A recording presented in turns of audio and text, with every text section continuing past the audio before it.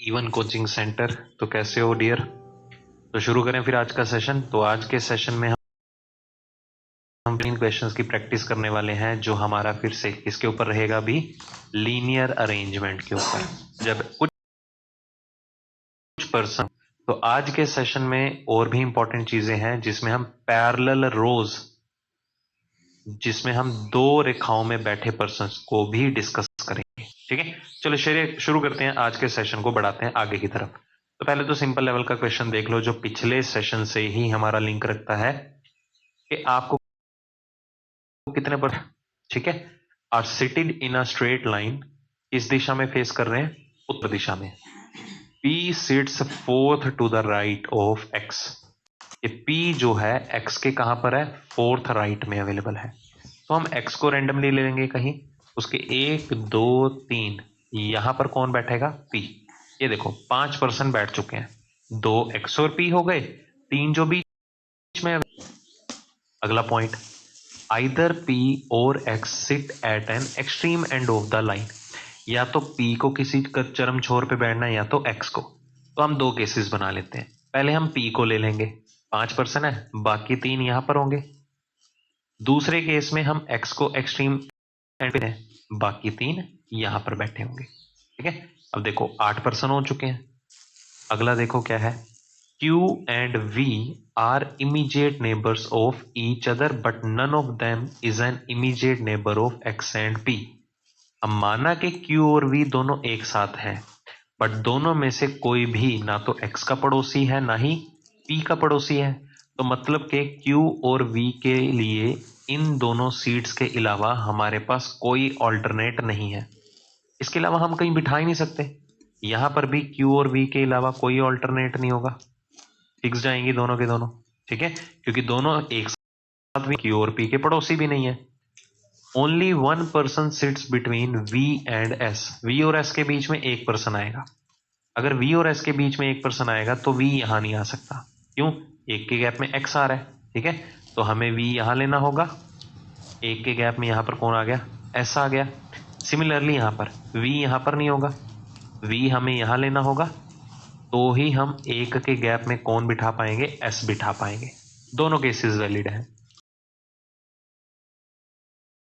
And T, S और T में दो कैंडिडेट, S अगर ऑलरेडी दो कैंडिडेट के गैप में T आया, S अगर यहां पर है दो के गैप में, यहां पर हुआ। W does not seat towards the left of Q। W Q के बाईं ओर नहीं बैठा, दाईं ओर बैठा है। अब अगर मैं इस केस की बात करूं, Q के दाईं ओर कोई सीट अवेलेबल है? बिल्कुल भी नहीं। और W तो Q के दाईं ओर आएगा, तो ये केस कैंसिल करो। ये वाला वैलिड है। तो Q के दाईं ओर W को हम यहां भी बिठा सकते हैं, यहां भी बिठा सकते हैं। W is not an neighbour of P। W जो है वो P का तत्काल पड़ोसी नहीं है, तो P W यहां पर आया, और जो पर्सन रह गया हम यहां पर अरेंज कर देंगे। कौन सा पर्सन रह गया? R रह गया। ठीक है, तो ये हमारी फाइनल अरेंजमेंट।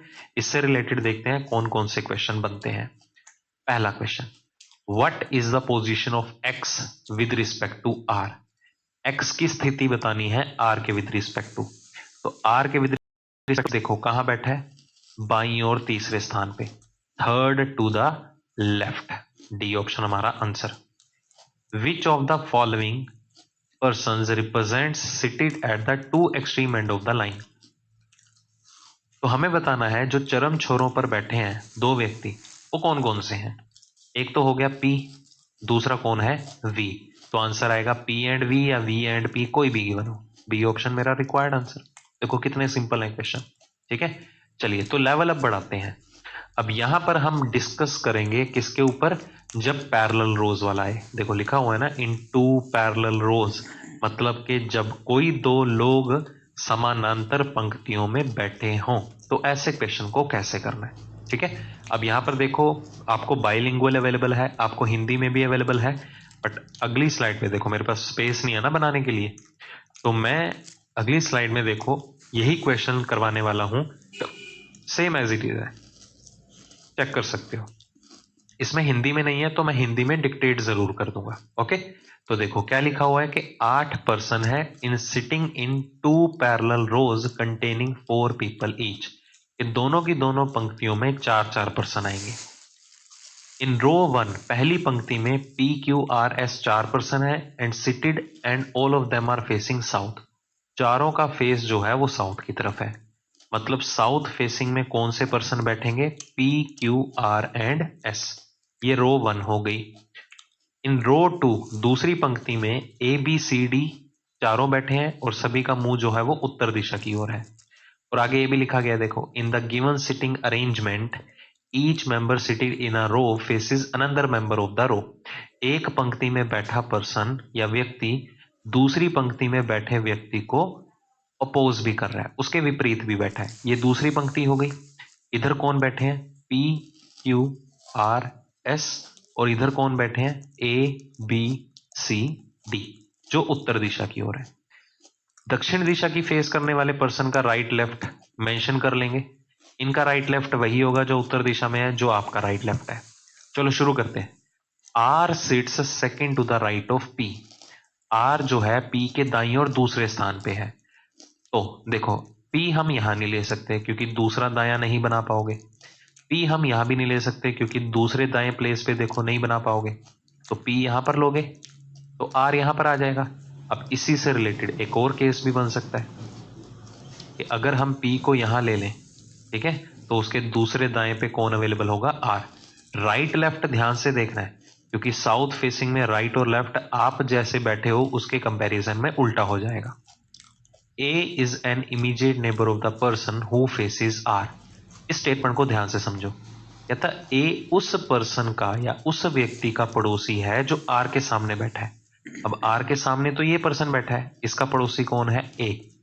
अब यहां पर R के सामने बैठा हुआ ये पर्सन, तो A यहां भी हो सकता है, A यहां भी हो सकता है। तो A की दो दो कंडीशन तो हम बनाएंगे नहीं, हम लिख लेंगे कि R के सामने जो भी बैठा होगा उसका पड़ोसी जो है वो कौन होगा? A।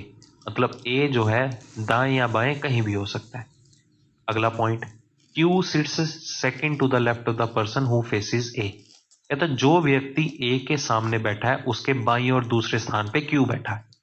पहले केस में बात करें, A के सामने ये बैठा है, इसका बायां दूसरे प्लेस पे, बायां दूसरा प्लेस, यहां पर कौन आ रहा है? Q। सिमिलरली यहां पर अगर मैं कहता हूं R के सामने जो बैठा है उसका पड़ोसी हम A को यहां अरेंज करते हैं। अब इसके सामने जो बैठा व्यक्ति है उसके बाईं और दूसरे स्थान पे Q आना चाहिए, नहीं आ सकता, मतलब हमें A यहां लेना होगा। तो देखो, R के सामने जो बैठा हुआ व्यक्ति उसका पड़ोसी कौन है? A। ये वाली कंडीशन। और A के सामने जो बैठा हुआ है उसके बाईं और दूसरे स्थान पे कौन आना चाहिए? Q आना चाहिए। समझ में आ गया? तो दोनों ही कंडीशन में PQR बैठ चुके हैं, तो पेंडिंग प्लेस पे कौन आएगा? S आके बैठेगा। अगली statement, only one person sit between B and C। B और C में सिर्फ एक ही व्यक्ति बैठा है, कंफर्म नहीं है कि कौन कहाँ आएगा, लेफ्ट में या राइट में। C does not face P। C P के सामने नहीं बैठा। अगर C P के सामने नहीं बैठा तो यहां पर B आ जाएगा, यहां पर C आ जाएगा। देखो, B और C में एक पर्सन है। C जो है P के सामने नहीं है तो B के सामने बैठा होगा और C यहां पर आएगा और उनके बीच में एक पर्सन, कौन सा पर्सन आ जाएगा? D। ठीक है, अब आगे क्या लिखा हुआ है? C does not seat any of the extreme and. C किसी भी चरम छोर पर नहीं बैठा, तो ये केस कैंसल। ये हमारा आंसर सिंपली है, बहुत ही सिंपल है। तो अगर आपको ये प्रॉब्लम आई है कि कैसे क्वेश्चन सोल्व करते हैं, तो कंसेप्ट लेक्चर में मैंने सब कुछ बता रखा है। तो देखते हैं इससे रिलेटेड पहला क्वेश्चन क्या है। Who amongst the following faces D। D किसके सामने बैठा हुआ है, या D के सामने कौन बैठा हुआ है? देखो, D के सामने कौन अवेलेबल है? Q अवेलेबल है, तो B ऑप्शन मेरा answer. Who amongst the following faces the person who sits exactly between B and C। अब इस क्वेश्चन को समझो। कहता जो B और C के बिल्कुल बीच में बैठता है उसके सामने कौन बैठा है। तो पहले देखते हैं B और C के बीच में कौन आ रहा है। D आ रहा है। D के सामने कौन आ रहा है? Q। एक ही बात है, इधर भी आंसर क्या आएगा? B option. सेम ही बात है, देखो, ठीक है, बहुत ही सिंपल क्वेश्चन है। बस अरेंजमेंट, मैं बार बार बोल रहा हूं, अरेंजमेंट सही बनेगी, क्वेश्चन इजीली सॉल्व होगा। तो चलो करते हैं इससे रिलेटेड एक और क्वेश्चन।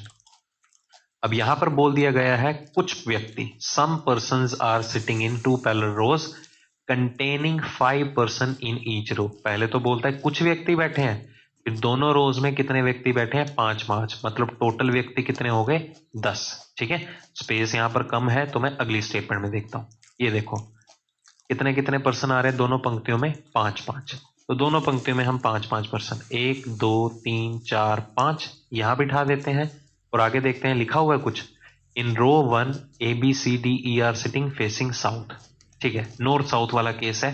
और कंडीशन हमेशा ऐसी होगी कि दोनों पंक्तियों में जो भी व्यक्ति बैठे हैं उनके सामने जो भी पर्सन बैठा होगा वो एक दूसरे को अपोज भी कर रहा है, एक दूसरे के सामने फेस करके बैठे हैं। ठीक है, तो ये है रो 1 जिसमें व्यक्ति जो है दक्षिण दिशा की ओर फेस कर रहे हैं, और वो कौन कौन है? ABCDE।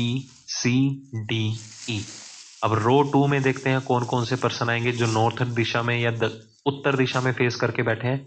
QRSTU are facing north. और यहां पर रो 2 में कौन आएंगे? QRST and U। साउथ वाले का यहां पर राइट होगा और यहां पर क्या होगा? लेफ्ट। राइट लेफ्ट साउथ वालों का ध्यान से देखना है। तो पढ़ते हैं पहली इंफॉर्मेशन क्या है यहां पर।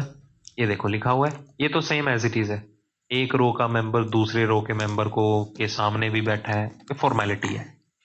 The one who is one of the immediate right of D is facing Q. कहता जो व्यक्ति डी के तत्काल दाईं ओर है वो किसको फेस कर रहा है? क्यू को। अब डी बैठा कहाँ है? साउथ फेसिंग रो में। तो डी के तत्काल दाईं ओर दायां डी का यहां पर होगा क्योंकि साउथ में है ना, तत्काल दाईं ओर यहां पर होगा। और उसके सामने जो पर्सन बैठा वो कौन होगा? क्यू। राइट लेफ्ट ध्यान से देखना है, मैं बार बार बोल रहा हूं। आगे देखो, B does not sit at any of the extreme ends of the row. B किसी भी चरम छोर पर नहीं available. S and R are immediate neighbours. S और आर दोनों एक साथ आएंगे।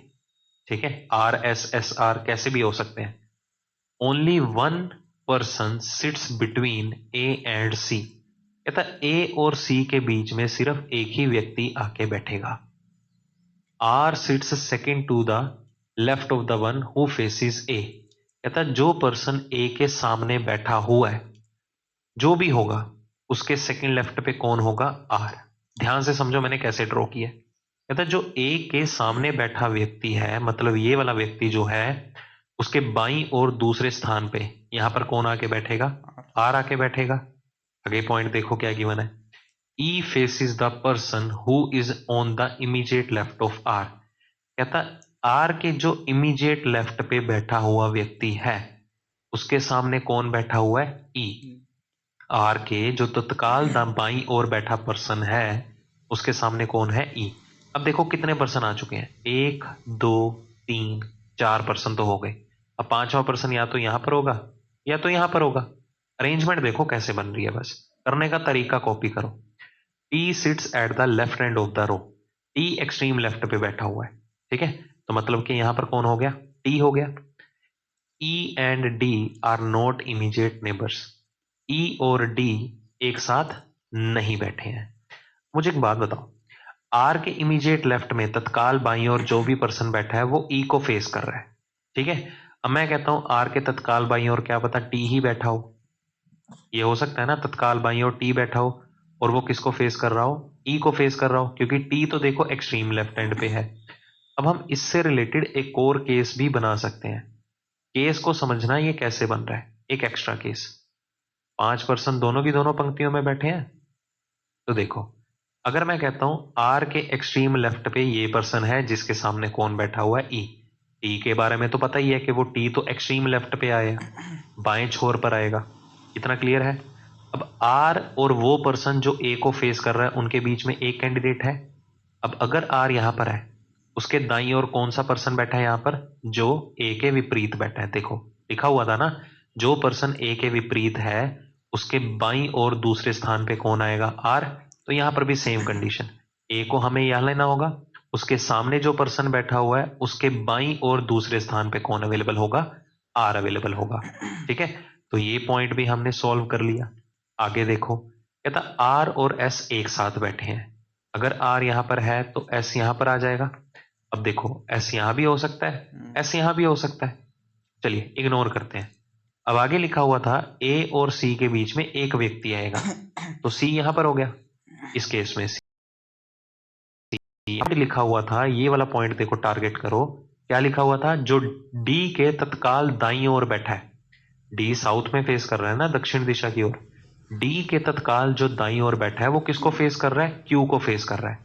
तो इस केस में देखो क्यू या तो यहां पर होगा, यहां हम ले नहीं सकते, क्यों? क्योंकि क्यू के सामने जो बैठा हो वो तो डी के तत्काल दाईं ओर होना चाहिए, तो क्यू हमें यहां लेना होगा। तो ही वो किसको फेस करेगा, जो डी के तत्काल दाईं ओर बैठा है। देखो डी का तत्काल दाईं ओर कौन आ रहा है, ए किसको फेस कर रहा है, क्यू को। सिमिलरली डी हमें यहां लेना होगा, यहां ले नहीं सकते क्योंकि तत्काल दाईं ओर भी तो पर्सन लेना है। डी के तत्काल दाईं ओर में जो ये पर्सन बैठा है वो किसको फेस कर रहा है, क्यू को फेस करना चाहिए। ये देखो लिखा हुआ था, बट ये तो आर आ रहा है, ये केस कैंसिल हो गया, बन गया अरेंजमेंट। तो यहाँ पर पेंडिंग सीट पे कौन आएगा, बी अवेलेबल होगा। ठीक है, यहाँ पर पेंडिंग सीट पे कौन आएगा, बी अवेलेबल होगा। और हमें लिखा भी हुआ था, देखो बी किसी भी चरम छोर पर नहीं बैठा है, बी किसी भी चरम छोर पर नहीं बैठा है, आ भी नहीं रहा। और यहाँ पर तो बी एक्सट्रीम एंड बन जाता, कैंसिल ही हो गया। ठीक है, एक ही पर्सन रह गया, कौन यहाँ पर, यू रह गया। तो ये हमारी फाइनल अरेंजमेंट है। ई और डी एक साथ नहीं होने चाहिए जी, वो नहीं है, ये फालतू में गिवन है। अगर ना भी गिवन होती तो भी हमारी अरेंजमेंट बन रही है। मैं बार बार बोल रहा हूं, अगर दिक्कत आए रिवाइंड करके जरूर देख लेना, आपके लिए बहुत ही बेहतरीन टाइप के क्वेश्चन है ये। ओके, चलो देखते हैं पहला question. Who among the following sits third to the right of the one who faces Q. कहता जो व्यक्ति क्यू के सामने बैठा है उसके दाईं ओर तीसरे स्थान पे कौन है। क्यू के सामने कौन बैठा है, ए, तो ए के दाईं ओर तीसरा कौन है, एक दो तीन, कौन बैठा हुआ है, ई अवेलेबल है। आंसर क्या आएगा, A option. How many person are there between E and D. E और डी के बीच में देखो कितने व्यक्ति हैं, एक दो तीन व्यक्ति आ रहे हैं, तो आंसर क्या होगा, सी ऑप्शन। क्वेश्चन तो मजाक होते हैं, मेन मैटर करता है अरेंजमेंट कैसे बनी है। चलो बढ़ते हैं अगले क्वेश्चन की तरफ। एक और इसी तरह से पैरेलल रोज वाला गिवन है। ये 10 व्यक्तियों के नेम गिवन है डायरेक्टली, और वो दो पंक्तियों में बैठे हैं, such that 5 members sitting in each row. ठीक है, तो ये तो सारा स्पेस का है ना। तो अगली स्टेटमेंट में देखते हैं। कहता है दो पंक्तियों में 10 व्यक्ति बैठे हैं, हर पंक्ति में कितने पर्सन बैठे होंगे, 5। अब इस बार देखो हमें लिखा नहीं गया कि कौन नॉर्थ फेसिंग में है कौन साउथ फेसिंग में। पिछले दो क्वेश्चन में डायरेक्टली लिखा हुआ था कि कौन कौन नॉर्थ की तरफ है, उत्तर दिशा की ओर, कौन कौन दक्षिण दिशा की ओर है। The person sitting in row 1 facing north, row 1 वाले नॉर्थ की तरफ उत्तर दिशा की ओर फेस कर रहे हैं, तो रो 2 वाले दक्षिण दिशा की ओर फेस करेंगे, क्योंकि एक रो का मेंबर दूसरे को ऑपोजिट फेस भी तो करेगा। तो दक्षिण दिशा वालों पर्सन का यहां राइट और यहां लेफ्ट होगा। J sits in the middle of the row, J जो है मिडल में बैठेगा, तो जे या तो यहां पर होगा। अब जे दूसरी रो में भी तो हो सकता है, हमें क्या पता कौन सी लाइन मिडल में कंसीडर की गई है। ठीक है, क्योंकि पता नहीं है ना कि जे कौन सी रो में आएगा, रो 1 में या रो 2 में। तो हम जे का दूसरा केस यहां भी ले लेते हैं। K sits immediate left of the person who faces J. कहता के जो है उस व्यक्ति के तत्काल बाईं ओर है जो जे के सामने बैठा है। तो जे के सामने बैठा है ये पर्सन, इसके तत्काल बाईं ओर यहां पर कौन आएगा, के अवेलेबल होगा। क्लियर। अब जे के सामने बैठा है ये पर्सन, इसके तत्काल बाईं ओर यहां पर कौन सा पर्सन आ जाएगा, के अवेलेबल होगा। ठीक है, R sits at extreme end of the row. R जो है एक्सट्रीम एंड पे आएगा, पता नहीं है कौन सा एंड है, यहां तो चार चार एंड है। Q sits third to the left of the person who faces R. कहता क्यू उस पर्सन के बाईं ओर तीसरे स्थान पे है जो आर को फेस कर रहा है। ठीक है, आर यहां नहीं आएगा। क्यों नहीं आएगा, क्योंकि अगर आर यहां पर आया और जो उस व्यक्ति को फेस करेगा, किसको, आर को, उसके बाईं ओर तीसरे स्थान पे किसको होना चाहिए, क्यू को होना चाहिए। तो आर मैं यहां नहीं ले सकता। क्लियर, आर मैं यहां भी नहीं ले सकता हूं। क्यों नहीं ले सकता, क्योंकि अगर इसके सामने अगर मैं बात करूं, ये वो पर्सन है जिसके बाईं ओर कौन होना चाहिए, तीसरे प्लेस पे क्यू होना चाहिए। तो एक दो तीन, यहां तो ऑलरेडी के है, क्यू को कहां ले लेंगे। तो आर यहां भी नहीं होगा, आर यहां भी नहीं होगा जी, आर यहां भी नहीं होगा। क्यों नहीं होगा, क्योंकि आर के सामने जो पर्सन बैठा है उसके बाईं ओर तीसरे स्थान पे कौन होना चाहिए, क्यू। इसका बाईं ओर तीसरा बिठा सकते हो, बिल्कुल भी नहीं। तो आर यहां पर होगा, उसके सामने जो पर्सन बैठा है मतलब ये, इसके बाईं ओर तीसरे स्थान पे यहां पर कौन आएगा, क्यू आएगा। देखो कितना इंपॉर्टेंट पॉइंट था ये। ठीक है, थोड़ा लेंदी पॉइंट था, एक बार फिर से समझो। अगर मैं आर को यहां लेता हूं इस प्लेस पे, तो उसके सामने जो व्यक्ति बैठा हुआ है उसके बाईं और तीसरे स्थान पे कौन आना चाहिए? क्यू। बट यहां तो ऑलरेडी के आ रहा है, आर को यहां से हटाओ, आर यहां भी नहीं होगा क्योंकि उसके सामने जो व्यक्ति बैठा हुआ है उसके बाईं और तीसरे स्थान पे क्यों आना चाहिए? तो तीसरा बायां कंसीडर नहीं कर सकते, आर यहां भी हटाओ, आर यहां भी नहीं होगा क्योंकि उसके सामने जो पर्सन बैठा हुआ है इसके बाईं और तीसरे स्थान पे क्यों होना चाहिए, इसे भी हटाओ, तो आर हमारे पास यहीं पर होगा। उसके बाईं और जो पर्सन सामने जो पर्सन बैठा हुआ है इसके बाईं और तीसरे स्थान पे 1 2 3 कौन आ गया? क्यू। तो ये स्टेटमेंट समझने वाली थी, ठीक है, क्योंकि हमने दो स्टेटमेंट उठाई, एक तो आर एक्सट्रीम एंड पे था, चरम छोर पर बैठा था, और उस आर के सामने जो बैठा हुआ है उसके बाईं और तीसरे स्थान पे क्यू भी अवेलेबल है, ठीक है। तो हमने इसे यूज कर लिया, तो वैनिश करो। अब आगे देखो, you faces north direction, you जो है उत्तर दिशा की ओर फेस कर रहा है नॉर्थ डायरेक्शन में, तो वो तो कहीं भी हो सकता है, तीन तीन पोजीशन है। The number of person sit between T and L is two less than the number of person between P and M. अब ये पॉइंट समझने वाला है, कहता है जितने पर्सन पी और एम में है, ठीक है, जितने भी बैठे होंगे उससे दो कम किसके बीच में है? टी और एल के बीच में। अगर मैं कहता हूं पी और एम में 4 व्यक्ति हैं, ठीक है, तो टी और एल में कितने हो जाएंगे? 2। उससे दो कम ही चाहिए ना, 4 - 2 देखो 2 हो जाएगा। तो ये एग्जाम्पल बताई है, श्योर नहीं है अभी क्योंकि पता नहीं है ना टी कहां पर आएगा, एल कहां पर आएगा, पी और एम कहां पर बैठे हैं। P is not the neighbour of Q, P Q का पड़ोसी नहीं है, ठीक है, तो होल्ड पे रख लेते हैं।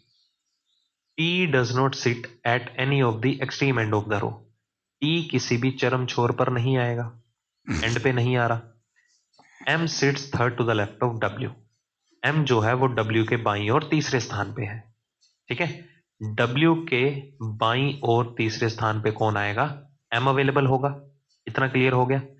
तो M यहां नहीं होगा, M यहां नहीं होगा, M यहां नहीं होगा, क्योंकि तीसरे स्थान पे बाईं और नहीं बिठा सकते हो आप। यहां पर सिर्फ एक ही केस बनेगा, कौन सा?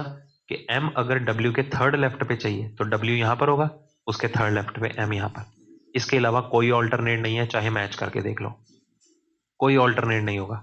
यहां पर भी W को यहां लेना होगा, उसके थर्ड लेफ्ट पे 1 2 3 यहां पर कौन आ गया? M आ गया। क्लियर हो गया इतना? और हमें ये एक और चीज गिवन थी, U जो है वो कौन सी रो में बैठा है? जहां पर सभी उत्तर दिशा में फेस कर रहे हैं, तो U यहां पर आ गया। क्लियर? अब देखो, P जो है वो Q का नेबर नहीं है, एक तो ये कंडीशन है, चलो ये तो सेटिस्फाई हो गया हमारे पास। अब हमें एक चीज और गिवन थी, कहता है जितने P और M में है, जितने P और M में है मतलब P और M एक रो में होने चाहिए। ऐसा थोड़ा M यहां पर है तो P दूसरी रो में होगा, फिर हम नंबर ऑफ पर्सन कहां से काउंट कर लेंगे? सोचने वाली बात है ना। तो मतलब P और M एक ही रो का पार्ट है, तो इस केस में P यहां पर आ जाएगा। क्लियर? अब इस केस में P और M के बीच में कैसे पर्सन डिफाइन करोगे? कैंसिल हो गया, क्योंकि जितने P और M में है कितने होंगे, कैसे डिफाइन करोगे? तो ये केस तो कैंसिल हो गया ना। अब यहां पर देखो, P और M में कितने हैं? 1 2 3, तो जितने P और M में होंगे उससे दो कम T और L में होंगे। P और M में है कितने? 3, उसमें से दो कम कितने रह गए? 1, मतलब T और L में एक व्यक्ति है, और T के बारे में क्या गिवन है? T किसी भी एक्सट्रीम एंड पे नहीं है, तो T यहां लेना होगा, L यहां लेना होगा। देखो एक व्यक्ति आ गया, और यहां पर कौन आएगा? U। क्यों? क्योंकि ये लिखा भी तो हुआ था कि U जो है वो नॉर्थ फेसिंग रो में है। तो ये हमारी फाइनल अरेंजमेंट बनी।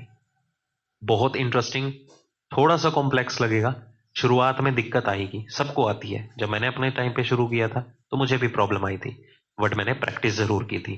प्रैक्टिस करोगे तो ये चीजें कवर अप हो जाएंगी। तो चलो इससे रिलेटेड क्वेश्चन देखते हैं क्या गिवन है। Who sits opposite to P, P के विपरीत कौन बैठा है? तो देखो पी के विपरीत कौन आ रहा है? आर आ रहा है, तो B option answer. Who sits second to the left of U, U के बाईं और दूसरा कौन बैठा हुआ है? के बैठा हुआ है। देखो बाईं और दूसरे स्थान पे कौन आ रहा है?